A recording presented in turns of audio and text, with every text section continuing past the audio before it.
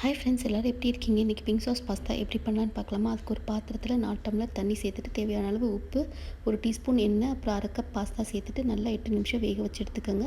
அப்புறம் ஒரு பேனில் 1 டேபிள் ஸ்பூன் பட்டர் சேர்த்துட்டு குட்டி குட்டியாக நறுக்கின வெள்ளைப்பூண்டு, 3 மீடியம் சைஸ் தக்காளி எல்லாத்தையும் சேர்த்துட்டு நல்லா வதக்கி விட்டுருங்க. தக்காளி நல்லா வதங்கினதும் கொஞ்சம் சில்லி ஃப்ளேக்ஸ், கொஞ்சம் ஒரிகானோ சேர்த்துக்கோங்க. இந்த பாஸ்தா சீசனிங் இல்லாட்டி நீங்கள் வரமிளகா கூட சேர்த்துக்கலாம். சேர்த்துட்டு நல்லா வதக்கி விட்டுட்டு ஆற விட்டுட்டு ஃபைன் பேஸ்ட்டாக அரைச்சிக்கோங்க.